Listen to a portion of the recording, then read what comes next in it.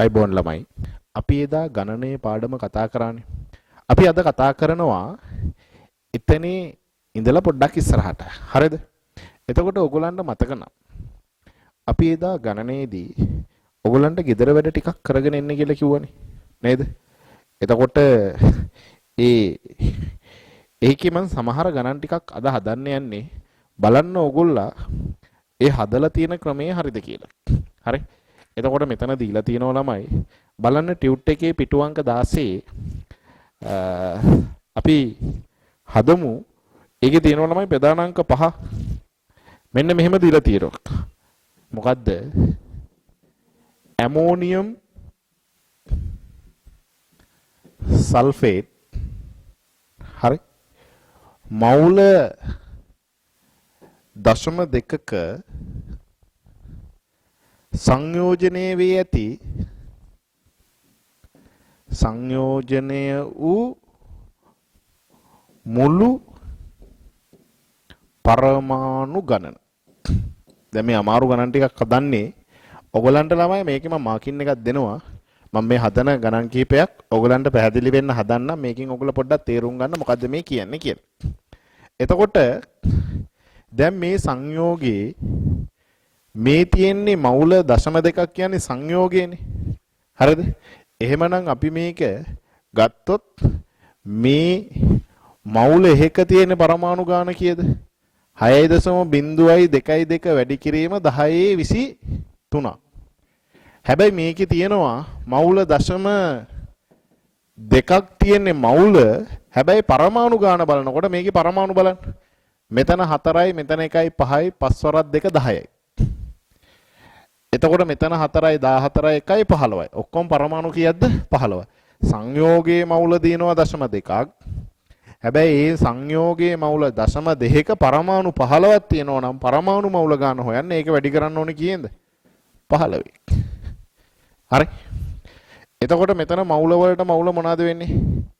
කැපෙනවා. එතකොට මෙතන 0.2 වැඩි කිරීම 15 කියන්නේ 15 වරක් 2 30යි කියන්නේ 3යි. මෙතන 3න් වැඩි කරොත් 3 වරක් 2 6යි. මෙතන වැඩි කිරීම 1023ක් කියලා. මෙන්න අපිට ලියන්න පුළුවන් 1.8යි 0යි 6යි 6 වැඩි කිරීම 1024ක් කියලා. තේරුණා නේද ගත්ත හැටි? ඊළඟ එක බලන්න. හරි. ඇලුමිනියම් හයිඩ්‍රොක්සයිඩ්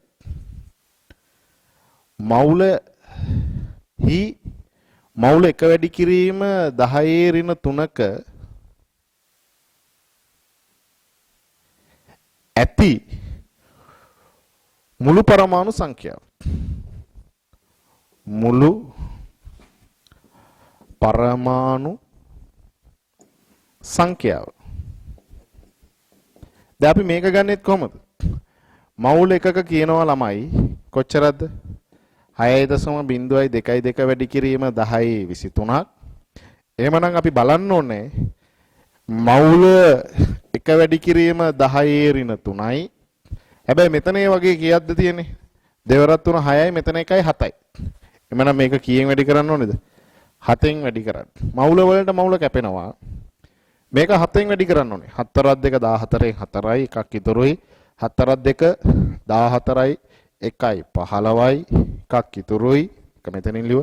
ඊළඟට 6 වරක් 7 42යි. හරි? එතකොට වැඩි කිරීම මෙතන ඍණ 3න් අඩු වුණාම 20යි. අපිට ওই නම් ගන්න පුළුවන් 4.2 1 5 4 වැඩි කිරීම 10 21යි කියලා. තේරුණා නේද? සරල විදිහට තියෙන්නේ. තේරුම් අරන් හදන එක තමයි ඔයගොල්ලන්ගේ තියෙන්නේ. ඊළඟට බලන්න මොකද්ද කරන්න කියලා. දැන් මං මේකේ ළමයි මං හදන්නම් ඊළඟට 9 වෙනි එක. හරි? 9 වෙනි එක. බලන්නකෝ ඒක. 9 වෙනි එක. ඒකේ කියනවා C6H6 මවුල 2 වැඩි කිරීම 10 සංයෝජනය වෙලා තියෙන පරමාණු සංඛ්‍යාව. එතකොට මෙතන දීලා තියෙන්නේ අපි මොනවද? C6යි H6 මවුල දෙක වැඩි කිරීම 10ක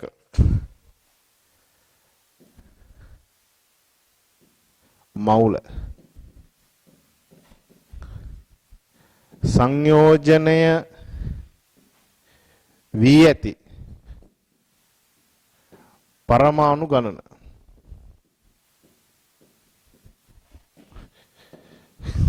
මවුල එකක තියෙනවා 6.0.2යි 2 වැඩි කිරීම 10 23 එමනම් අපි බලන්න ඕනේ 2 කියන්නේ 20යි මවුල හැබැයි ඒ වගේ කීයද හයිඩ්‍රජන් එහනේ හයිඩ්‍රජන් පරමාණු ගාන අහන්නේ නේ එතකොට මේකේ තියෙන හයිඩ්‍රජන් 6යි 6න් වැඩි කරන්න ඕනේ එතකොට මෙතන සුළු කරොත්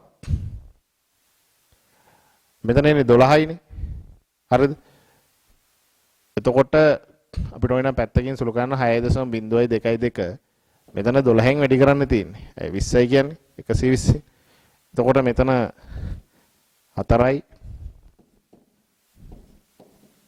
මෙතන එනවා 2යි 2යි 6යි.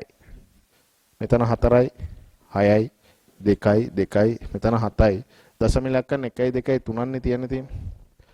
ඊළඟට මෙතනදී 20යි කියන්නේ තවත් එකක් ආවොත් මෙතන 7.2යි 2යි 6යි 4 වැඩි කිරීම 10 25ක් කියලා එන්න ඕනේ.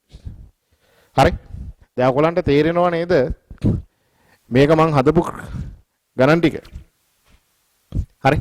ඊළඟට ඒ වගේම තමයි ළමයි 10 වෙනි එකේ. මොකද්ද කියන්නේ?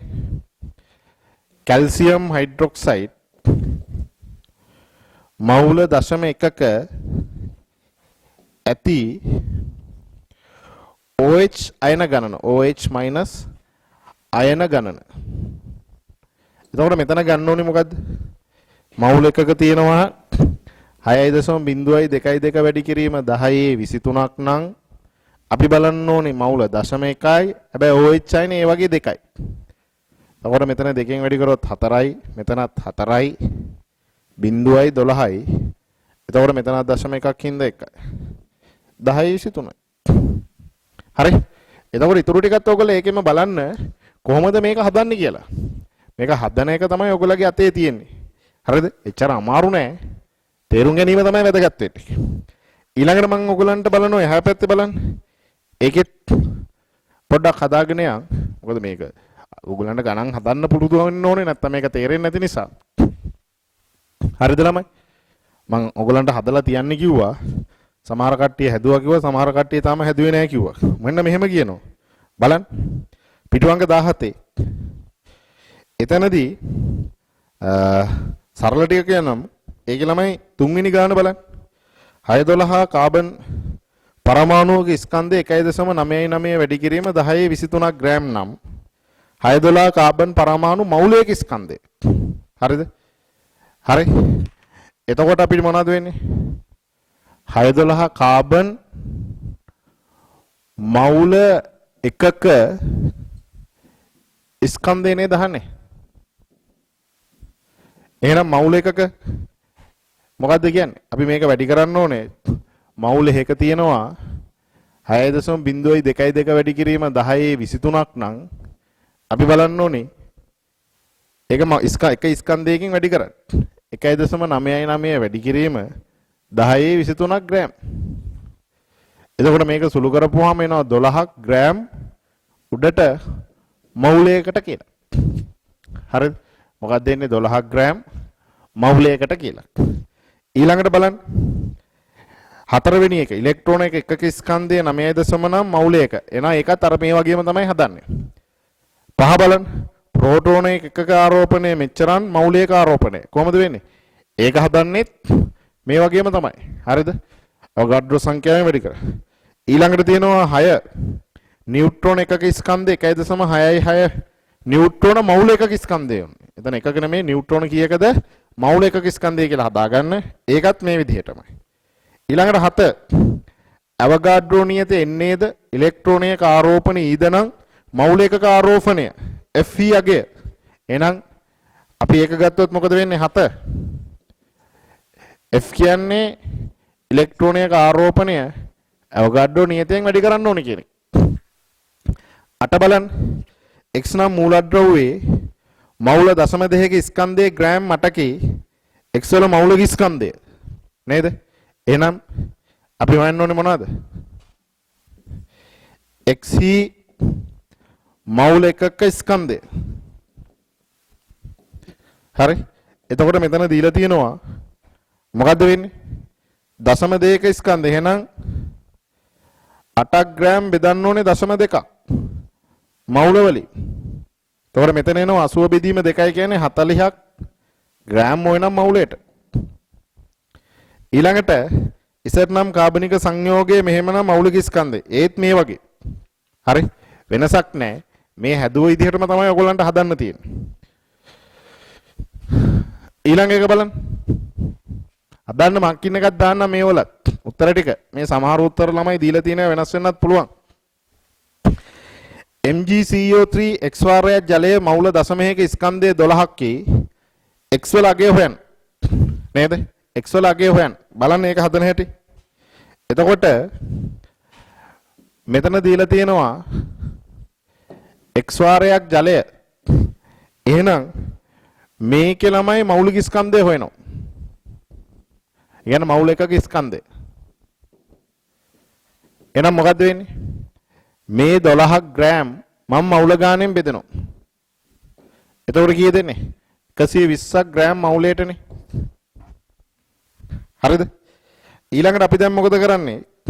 120 ළමයි අපි සමාන මැග්නීසියම් කියන්නේ 24 ධන කාබන් 12යි ධන මෙතන 16ව 3ක් ධන 18යි x නේද?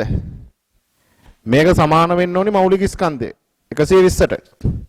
එතකොට මෙතනදී ගත්තොත් 48යි එතකොට 8යි 84 ධන 18යි x කියලා එනවනේ. ඒක 120යි.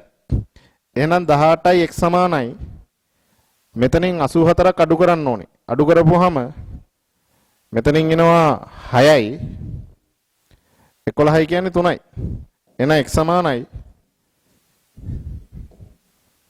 2යි. පැහැදිලිද ගත්ත හැටි?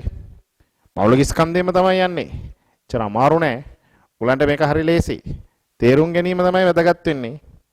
හරිද? තේරුම් ගැනීම තමයි වැදගත් වෙන්නේ. ඊළඟට බලන්න මේකේ කාබනික සංයෝගයක් CX 2x ලෙස දක්වා ඇතනම් මවුල 0.02.25ක ස්කන්ධය 1.4 නම් අනුග සූත්‍රය කොහොමද හදන්නේ කියලා. හරිද? අර වගේමයි වෙනසක් නැහැ. කොහොමද හදන්නේ? ඔන්න බලන්න. දැන් මෙතන දීලා තියෙනවා. හරිද ළමයි? එහෙනම් මේ CX H 2x හි මෞලික ස්කන්ධය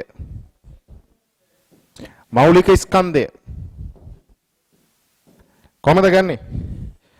හරි මෞලික ස්කන්ධය 1.4 ග්‍රෑම් මවුල ගානෙන් බෙදනවා 0.02.5ක්. හරි හරිද? එතකොට දැන් මේක සුළු කරපුවාම එනවා මේක 1. කියන්නේ උඩට යනෝනේ 1 බෙදීම 40 කියන්නේ 40න් උඩට ගියාම 56ක් මවුලයට කියලා. හරි. ඊට පස්සේ දැන් අපි බලනවා මොනවද? C කියන්නේ කාබන් 12යිනේ. එහෙමනම් 12x ධන 2x සමානයි 56යි නම් මෙතන එනවා 14x ධන 56යි. එන x කියන්නේ 56 බෙදන්න ඕනේ කීයද? 14. 56 බෙදන්න ඕනේ කීයෙන්ද? 14. බලන්න කීයද කියලා. හරි. කීයද? එතකොට මෙතන එනවා x සමානයි 4යි. එමනම් මේකේ අනුග සූත්‍රය C4යි H8. හරි. පොඩි සරලයි. ගණන් හද ගැනීම තමයි වැදගත් වෙන්නේ. ඊළඟට බලන්න 12. 12 වෙනි එකේ. හරි. 12 වෙනි එක. හරිද? 12. මොකද කියන්නේ? කාබන් 0.12 ග්‍රෑම් වල පරමාණු සංඛ්‍යාව. එහෙනම් මොනවද? අපි මේකේ දීලා තියෙනවා කාබන් ග්‍රෑම් 0.12ක ඇති පරමාණු ගණන. නේද? මේක තමයි අහන්නේ. ප්‍රශ්නේ මේකනේ. දැන් මේකේ අපි ඉස්සෙල්ලාම පරමාණු ගාන හොයන්න කලින් මවුල ගාන හොයන්න එපා. නිකන් අපි සාමාන්‍ය. එහෙනම් අපි මේක හදන පිළිවෙල තමයි මේ තියෙන්නේ. හරිද? කාබන් මවුල ගණන. කොහමද? සාමාන්‍යයෙන් මවුල එකක ස්කන්ධය 12ක් ග්‍රෑම් නම් මෙතන තියෙනවා 0.12ක කොච්චරද? ග්‍රෑම්ට ග්‍රෑම් කැපෙනවා. මේක සුළු වෙලා එනවා උත්තරය 0.01ක් මවුල. එහෙනම් කාබන් මවුල 0.01ක ඇති පරමාණු ගණන කොහොමද ළමයි ගන්නෙ? මවුල එකක තියෙනවා 6.022 වැඩි කිරීම 1023ක්. එහෙමනම් 0.01ක කොච්චරද? මවුල වලට මවුල කැපෙනවා 6.022 වැඩි කිරීම 1021ක් කියලා එනවා. තේරුණාද හදපු හැටි? තේරුණා නේද? එහෙනම් මේ එතන 12 1 2 3 4ම මේ විදිහටම තමයි ගන්නෙ. වෙනසක් නැහැ හොඳේ. මොකද්ද? මේ විදිහටම ගන්නෝ. හරි. ඒ වෙනසක් නැහැ. ඊළඟට බලන්න 13. හරි. 13 කොහොමද කියන්නේ කියලා? 13 වෙනි එකේ ඒකේ දීලා තියෙනවා මෙන්න මෙහෙම. කාබන් පරමාණු 13 1 3.1 වැඩි කිරීම 1023ක්. ඒක ස්කන්ධය නේද අහන්නේ. එහෙනම් අපි ඉස්සෙල්ලාම බලන්න ඕනේ 13 පළවෙනි එකේ කාබන් මවුල ගණන. දැන් ළමයි මේකේ මවුල ගණන හොයනකොට මවුල එකක තියෙනවා කොච්චරද? 6.022 වැඩි කිරීම 1023ක්. එමන අපි බලන්න ඕනේ කීයකද? 3.01 වැඩි කිරීම 1023ක කොච්චරද තියෙන්නේ? මේකට මේක කැපෙනවා. මෙතනට 1යි මෙතනට 2යි කියන්නේ මෙතන 0.5ක් මවුල. ඔන්නේ නෝ.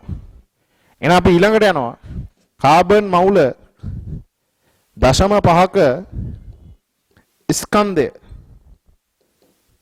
හරිද? මවුල එකක ස්කන්ධය කීයද? ග්‍රෑම් 12යි. එහෙමනම් මවුල 0.5ක කොච්චරද කියලා බලන්න ඕනේ. මවුල වලට මවුල කැපිලා මෙතන 6ක් ග්‍රෑම් කියලා එනවා. තේරුණාද ඔයගොල්ලන්ට මේක ගත්ත හැටි? හරි. ගත්ත හැටි පැහැදිලිද? එහෙමනම් බලන්න 13 හදන ආකාරය. 13 කොහමද හදන්නේ කියලා. එතකොට ඔයගොල්ලෝ මේ විදිහටම ඉතුරු ටික හදන්න. මාකින් එකක් දානවා. ඊළඟට බලන්න 14. හරි. 14 වෙනි එක කොහමද හදන්නේ කියලා. හරි. මොනවද? 14. ඒකේ දීලා තියෙනවා ඕටෝග්‍රෑම් 32 සංයෝජනය වෙලා තියෙන මුළු පරමාණු ගාන නේද? එහෙමනම් දැන් O2 ග්‍රෑම් 32ක ඇති මවුල කොහමද එන්නේ? හරිද? ඇති ඉස්සෙල්ලා අපි බලමු පරමාණු මවුල.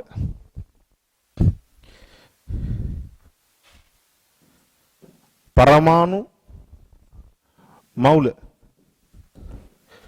මවුල එකක තියෙනවා මවුල එකක ස්කන්ධය ග්‍රෑම් 32යිනේ. ඒ 16. එහෙනම් 32කම කොච්චරද කියලා ඇත්තොත් මවුල 1යි. එහෙනම් පරමාණු ගාන හොයන්න දෙකෙන් වැඩි කරපුවාම දෙකක් මවුල කියලා එනවා. එම නිසා ඔක්සිජන් පරමාණු ගණන කොහොමද ගන්නෙ? මවුල එකක තියෙනවා 6.022 වැඩි කිරීම 1023ක් නම් මවුල දෙකක කොච්චරද? මේක දෙකෙන් වැඩි කරන්න තියෙනවා.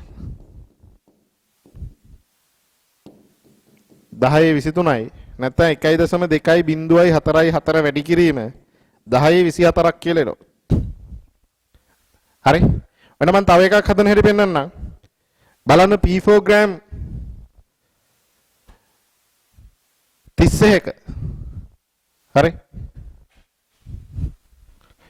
එහෙමනම්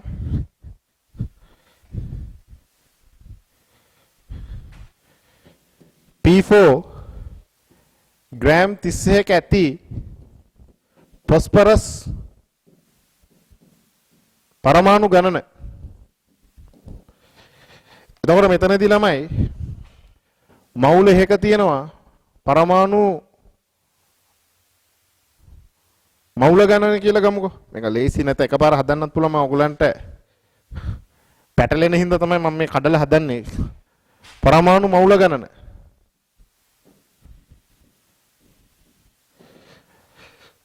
මවුල එකක ස්කන්ධය P4 කියන්නේ ෆොස්ෆරස් 31යි ඒ වගේම 4ක්.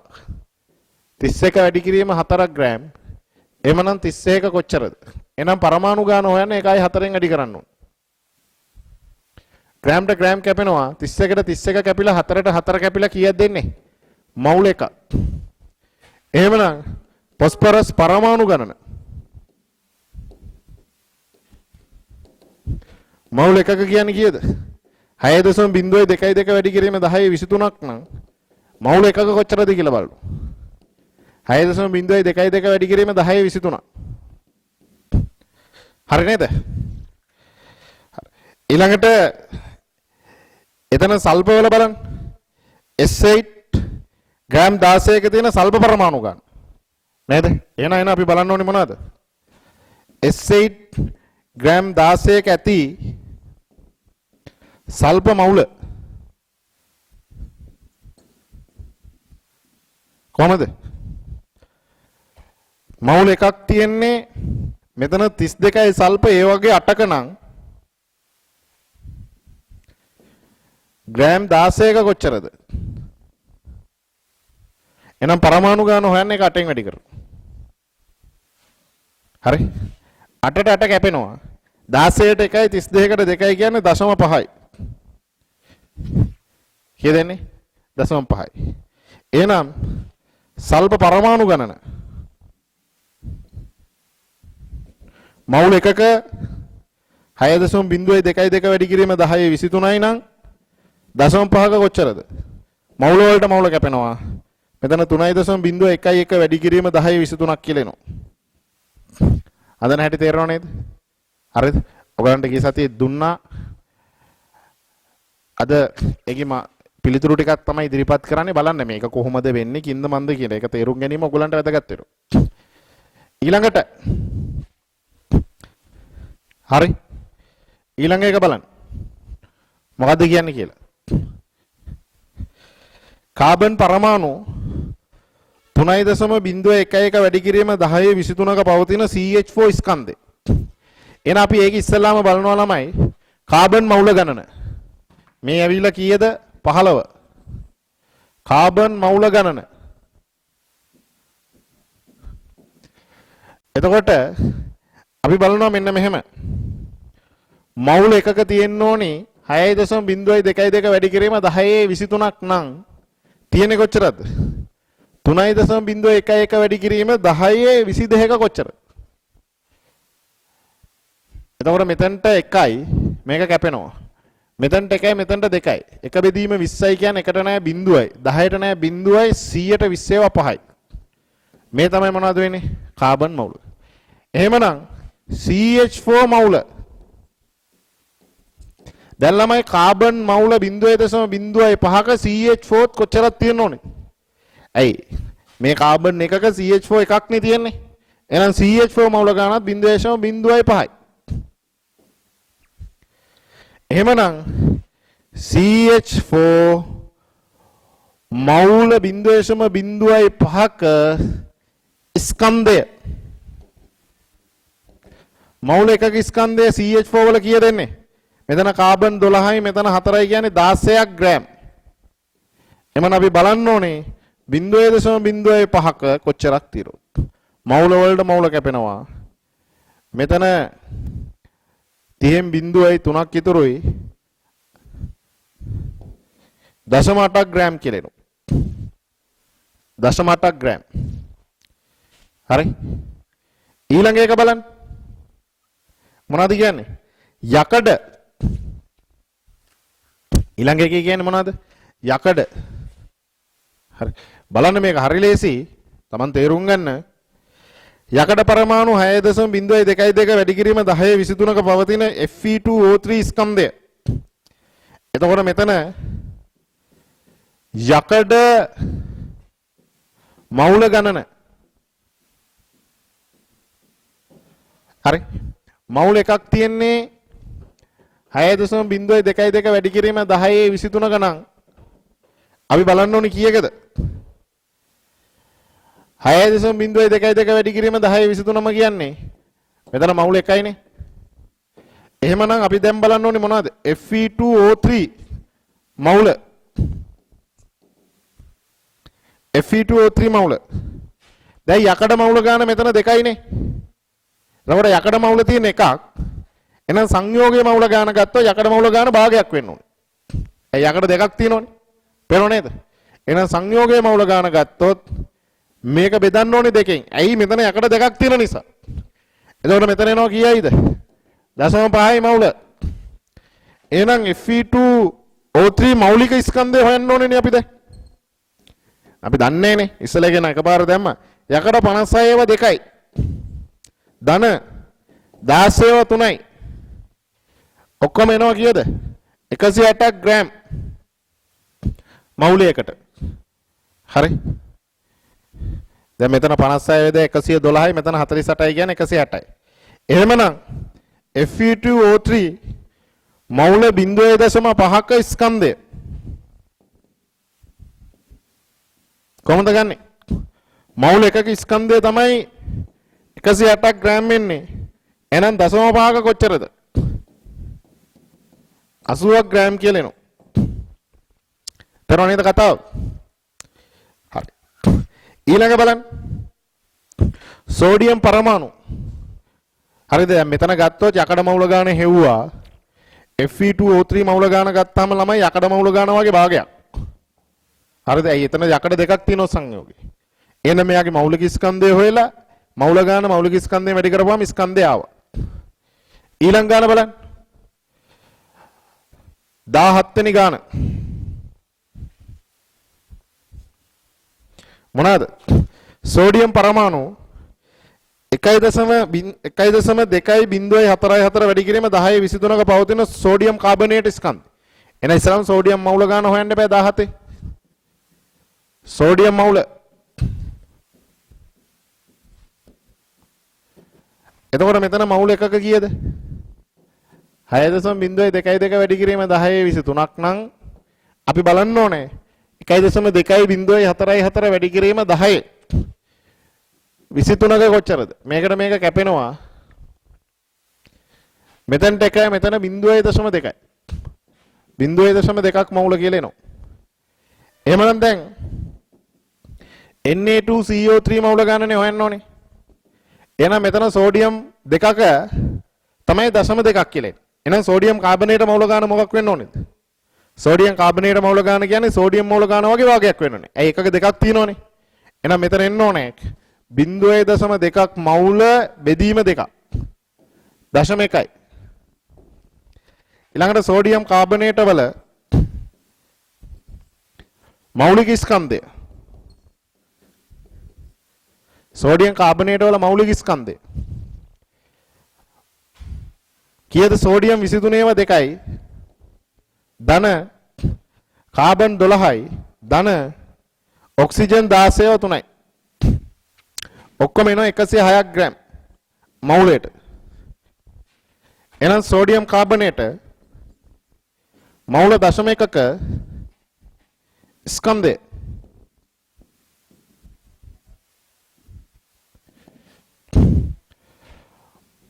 මවුල එකක ස්කන්ධය ග්‍රෑම් 106යි. එහෙනම් 0.1 කොච්චරද? 10.6ක්. 10.6ක්. හරිනේ? ඊළඟට අපිට අද අලුත් කතන්දරයක් කතා කරන්න තියෙනවා. අද අපිට අලුත් කතන්දරයක් කතා. හරිද? මොනවාද? මෞලික පරිමාව. මගන්නම් මේක. මෞලික පරිමාව. දැන් ළමයි මෞලික පරිමාව කියන සංකල්පය දාන්නේ වායුමය පද්ධති වලට. හරි මොන බලන්න. මෞලික පරිමාව. මෞලික පරිමාව කියන සංකල්පය දාන්නේ මොනවද? වායුමය පද්ධතියක් වෙන්න ඕන. මොනවා වෙන්න ඕනේද දරුවනේ? වායුමය පද්ධතිය. එතකොට අපිට මේ හමු වෙන වායු තියෙනව නේද? ඒ කියන වායු වලට මේක ගැලපෙන්නේ නැහැ. මේක දාන්න මෙන්න මෙහෙම වායුවක් වෙන්න ඕනේ. මොනවාද? පරිපූර්ණ කියලා වායුවක් තියෙන්න ඕනේ. පරිපූර්ණ වායු, ideal gas. එහෙම වායුවක් ස්වභාවයේ නැහැ. හැබැයි අපිට හමු වන වායු වලට අපි කියනවා සත්‍ය වායු, තාත්වික වායු. අපිට හමු වන වායු වලට අපි මොනවා කියලාද කියන්නේ? සත්‍ය වායු නැත්නම් තාත්වික වායු. මොනවා කියලාද කියන්නේ? සත්‍ය වායු නැත්නම් අපි කියනවා මොනවා කියලාද? තාත්වික වායු. එතකොට මේ සත්‍ය වායු, තාත්වික වායු පරිපූර්ණ තත්වයට ළඟා වෙන්න පුළුවන්. හරිද? මොනවාද වෙන්නේ? ළඟා වෙන්න පුළුවන්. එතකොට අපි ඒවට කියනවා පරිපූර්ණ භාවයට ළඟා වෙනවා. නැත්නම් පරිපූර්ණයි කියලා උපකල්පනය කරන්න පුළුවන්. නේද? ඒක සාමාන්‍යයෙන් එහෙම ළඟා වෙන අවස්ථා අපි ඉදිරි පාඩම් වලදී කතා කරනවා. එතකොට සත්‍ය වායු නැත්නම් තාත්වික වායු වලට මේ මෞලික පරිමාව කියන සංකල්පය දාලා ගැටලු විසඳන්න පුළුවන්. හැබැයි ඒවා අපි සලකනවා එමනම් මොනවයි කියලාද? පරිපූර්ණ බවට උපකල්පනයක් කරනවා. එහෙම වුණොත් අන්න ඒවා. එතකොට වායුවක පරිමාව අනිවාර්යයෙන් ඉදිරිපත් කරනකොට උෂ්ණත්වය සටහන් කරන්න වෙනවා. පීඩනය සටහන් කරන්නත් ඕන. හරිද? මොනවාද? උෂ්ණත්වය පිළ. ඒ නිසා අපි උෂ්ණත්වය සෙල්සියස් අංශක බිඳුව කියලා ගන්නවා. නැත්නම් කෙල්වින් 273යි. සෙල්සියස් අංශක බිඳුවයි නැත්නම් ඍණ 273යි කෙල්වින්. හරි? දල වශයෙන්. පීඩනය වායුගෝල පීඩන එකක්. ATM එකක්.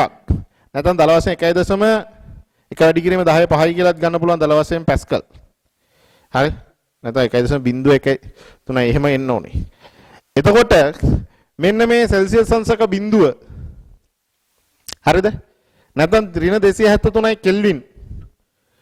පීඩන 1යි ATM. මෙන්න මේවට කියනවා ළමයි. මෙන්න මේ අවස්ථාවට සම්මත උෂ්ණත්ව පීඩන. සම්මත උෂ්ණත්ව පීඩන. ඕක කෙටි කරලා සෞපී කියලා කියනවා.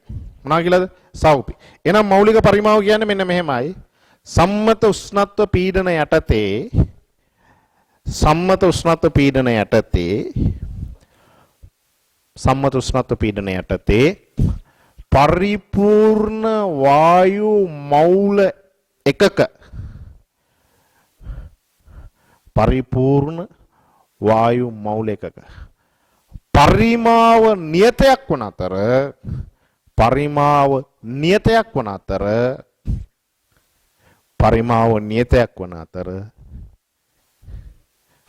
නියතයක් වන අතර එය මෞලික පරිමාව ලෙස හඳුන්වනු ලැබේ.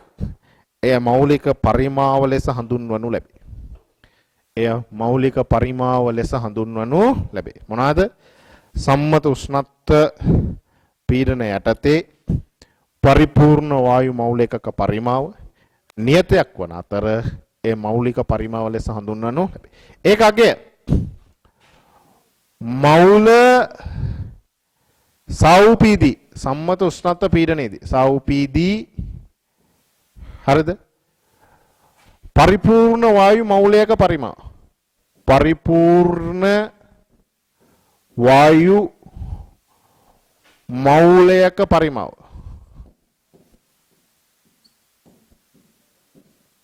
කීයද වෙන්නේ? හරිද? පරිමාව 22.4 වැඩි කිරීම 10 ඍණ 3යි ඝන මීටර වෙන්න පුළුවන්. හරිද? මවුල එකක පරිමාව. නැත්තම් 22.4 ලීටර් වෙන්න පුළුවන්. ඒකම ඝන ඩෙසිමීටර වෙන්නත් පුළුවන්. නැත්තම් 22400යි ඝන සෙන්ටිමීටර වෙන්නත් පුළුවන්. මේ තමයි මවුල එකක පරිමාව. හරිද? මොනවාද? මෞලික පරිමාව සාවුපීදී කීයද? 22.4 වැඩි කිරීම 10 ඍණ 3යි ඝන මීටර. නැත්නම් 22.4යි ඝන ඩෙසිමීටර නැත්නම් ලීටර. නැත්නම් 22400යි ඝන ඩෙසිමීටර. එතකොට මේක භාවිතයෙන් ගණන් හදන්න පුළුවන්. කොහොමද ගණන් හදන්නේ? හරිද? කොහොමද ගණන් හදන්නේ? මෙන්න මෙහෙමයි. කොහොමද ගණන් හදන්නේ? මෙන්න මෙහෙමයි. බලන්න අපි ගන්නෙ කොහොමද කියලා. හරිද? අපි සාවුපීදී පරිමාව හොයන්න කිව්වොත් මොකද කරන්නේ? මවුල ගාන වැඩි කරන්න ඕනේ මෞලික පරිමාවේ. ඔන්න එකක්. පරිමාව හොයන්න කිව්වොත් මොකද කරන්නේ? මෞල ගාන වැඩි කරනවා මෞලික. නැත්තම් මෞල ගාන හොයන්න කිව්වොත් තේරෙනවද? සාවුපීදී පරිමාව බෙදනවා මෞලික පරිමාවේ.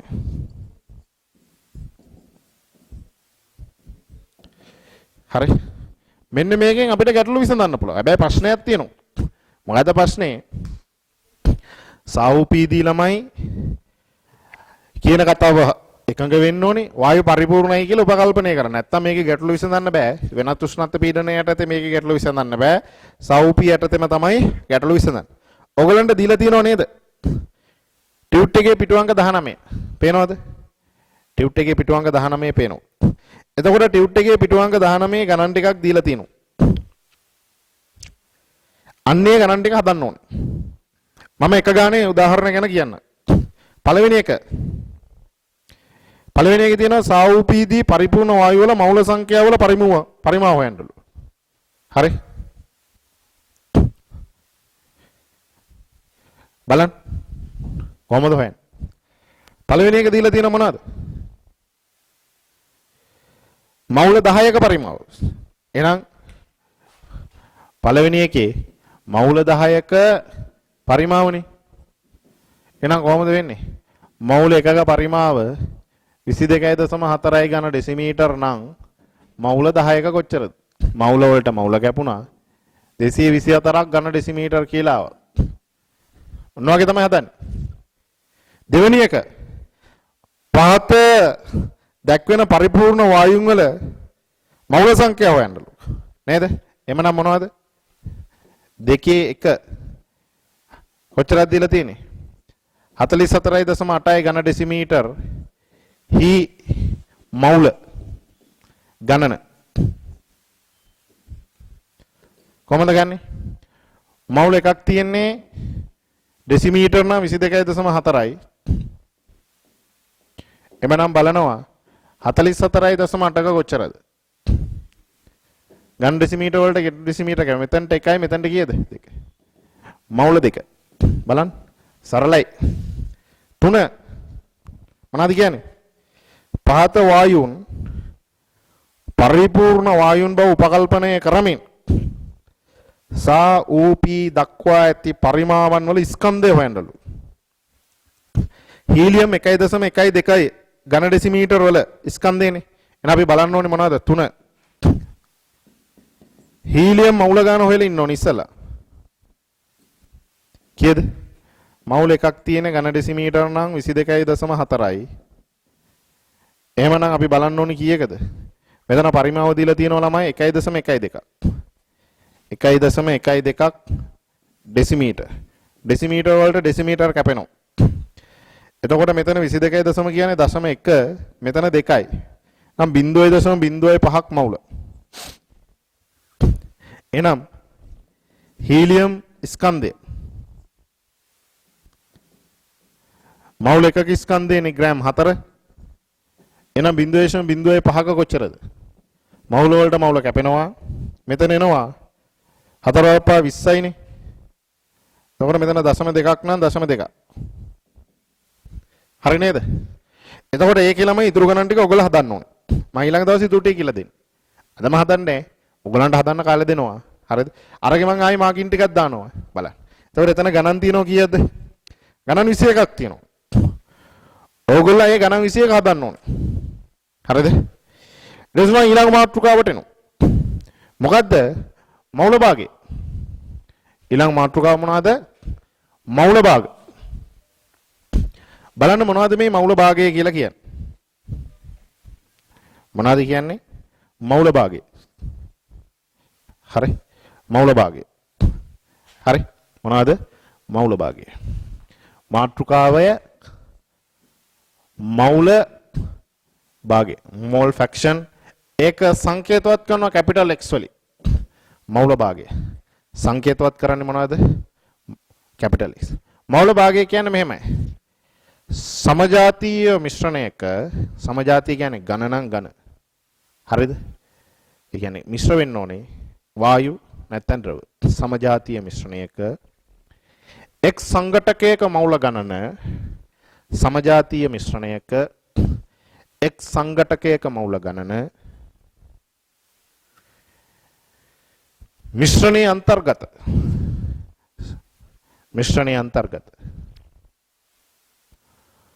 මුළු මෞල සංඛ්‍යාවට දක්වන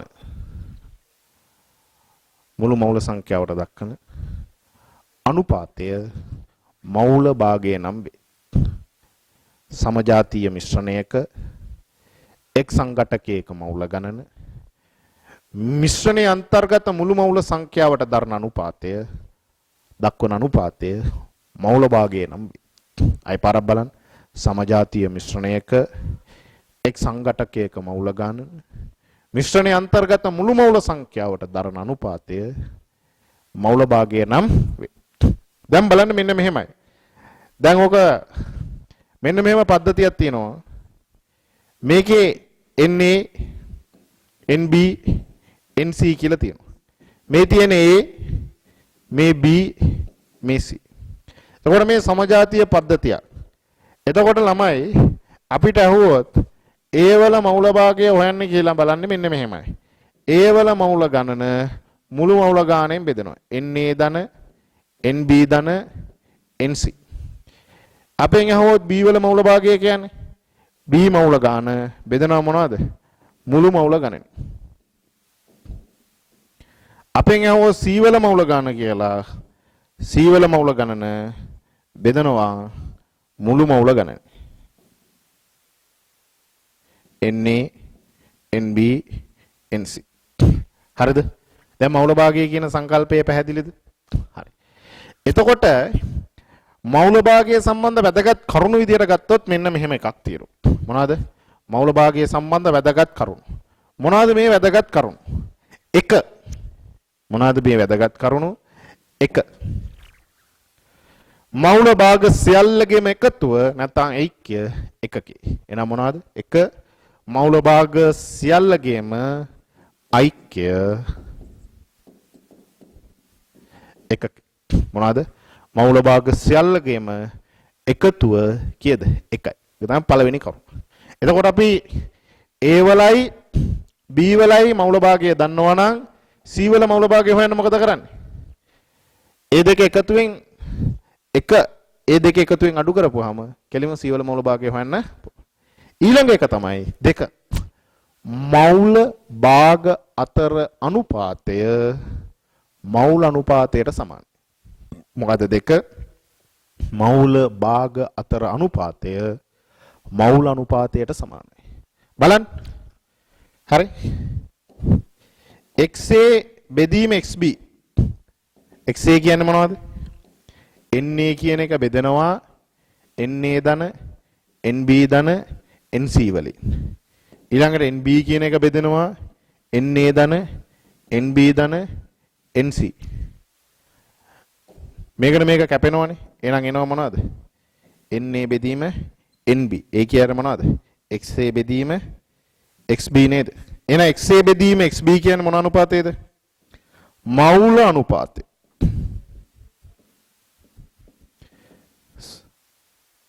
මෞල භාග අනුපාතය. මොන අනුපාතයේද? මෞල භාග අනුපාතය.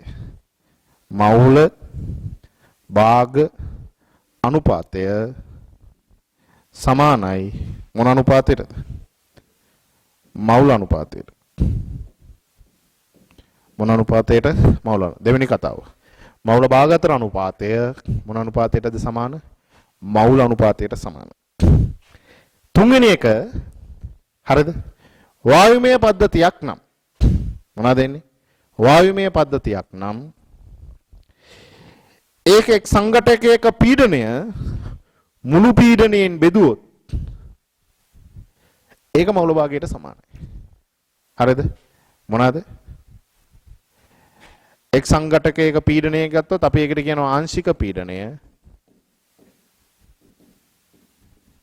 මුළු පීඩනයෙන් බෙදුවොත් ඒක සමානයි මවුල භාගය.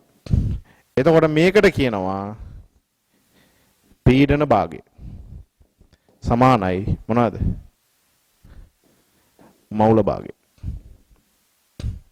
ඊළඟට සමහර අවස්ථාවලදී පරිමා භාගය සමානයි මවුල භාගයට. වායුමය පද්ධතිවල මේ දෙකම මොකටද? වායුමය පද්ධති සඳහා. මොනවාද? පීඩන භාගය මවුල භාගයට සමානයි. ඊළඟට මොනවද? පරිමා භාගය මවුල භාගයට සමානයි. බලන්න ගැටලු. පළවෙනි එක හීලියම් මවුල 2යි නයිට්‍රජන් මවුල 1යි ඔක්සිජන් මවුල 1ක් අඩංගු නම් N2 මවුල භාගය. කොහමද ගන්නෙ? හරිද? ගැටලු අංක 1. කොහමද ගන්නෙ? ගැටලු අංක 1. දැන් මෙහෙම දීලා තියෙනවා පද්ධතිය. නිකන් බලන්න. මේකේ තියෙනවා හීලියම් මවුල 2යි. ඊළඟට තව තියෙනවා මොනවද? නයිට්‍රජන් මවුල 1යි. ඊළඟට තව තියෙනවා මොනවද? තව තියෙනවා ළමයි ඔක්සිජන් කීයද මවුල? 1ක්. අපෙන් අහනවා මවුල භාගය N2 වල කොහමද? N2 මවුල ගාන 1යි මුළු මවුල ගාන 4යි. මෙතන එනවා 0.25. ඒකක නැහැ. සුළු කරලා තියන්න ඕනේ. භාගයක් විදිහට තියන්න බෑ. සුළු කරලා තියන්න. ඊළඟට යකඩ නිකල් මිශ්‍ර ලෝහයක යකඩ මවුල භාගය 0.6යි. එහෙනම් මොනවාද? යකඩ මවුල 3ක් නම් මිශ්‍ර ලෝහයේ මුළු මවුල සංඛ්‍යාව හා නිකල් මවුල. එහෙනම් මෙන්න තියෙනවා. මෙතන තියෙනවා මොනවාද?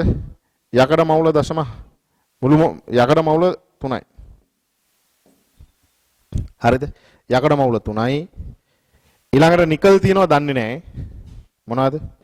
නිකල් තියෙනවා දන්නේ නැහැ. ඊළඟට මෙතන දීලා තියෙනවා ළමයි යකඩවල මවුල භාගය 0.6. යකඩවල මවුල භාගය කීයද? 0.6. එහෙනම් අපිට ගන්න පුළුවන් මෙන්න මෙහෙම යකඩ මවුල භාගය කියන්නේ යකඩ මවුල ගණන බෙදීම මුළු මවුල ගණනේ NT.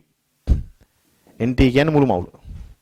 එහෙනම් මෙතන 0.6ක් මවුල සමාන යකඩ මවුල 3යි මුළු මවුල ගාන දන්නේ NT. එහෙනම් NT සමානයි 3ක් මවුල බෙදීම 0.6ක්. මවුල භාගය කියන්නේ ඒකක නැහැ. එතකොට මෙතන එනවා 30 බෙදීම 6ක් කියන්නේ කීයද? 5ක් මවුල. ඔන්න මුළු මවුල ගාන කීයද? 5යි. එහෙමනම් නිකල් මවුල ගාන. නිකල් මවුල ගාන සමානයි මවුල 5න් අඩු කරන 3. කීයද? 2ක්. තේරුණා නේද කතාව? හරිද? එතකොට ඒ විදිහට හදන්න තියෙනවා කීයද? හරි. ඊළඟට ස්කන්ධය දීලා තිබ්බොත් මවුල ගාන හොයලා ඉන්න ඕනේ.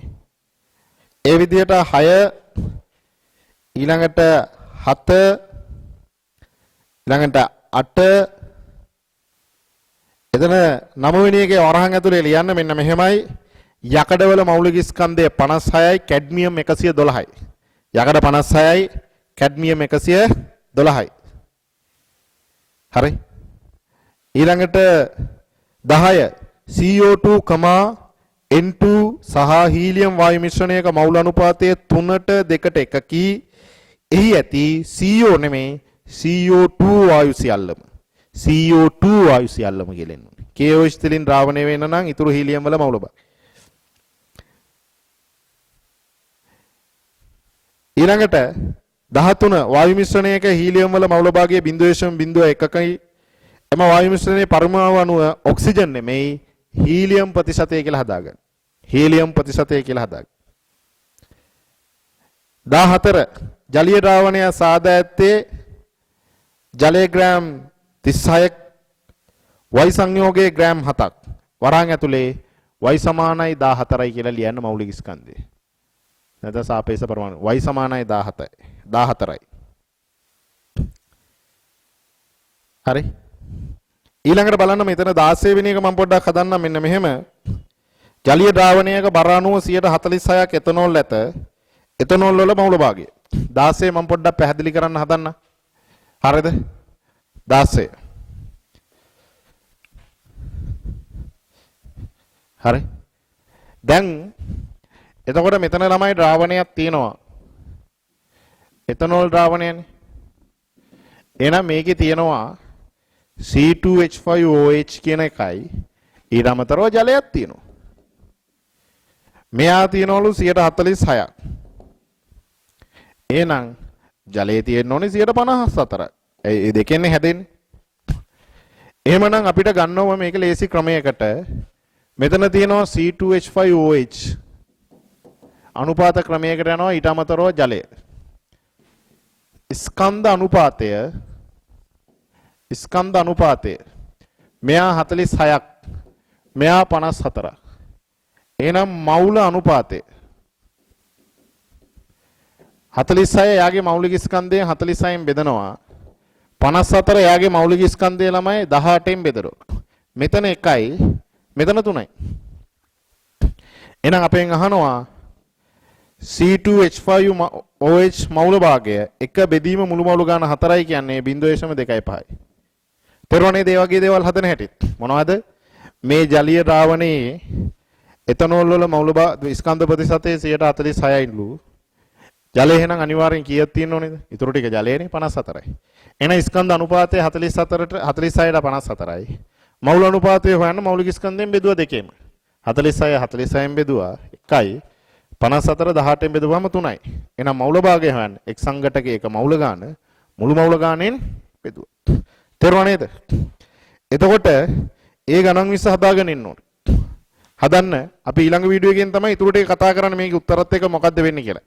එතකොට ළමයි බලන්න ඕගොල්ලන්ට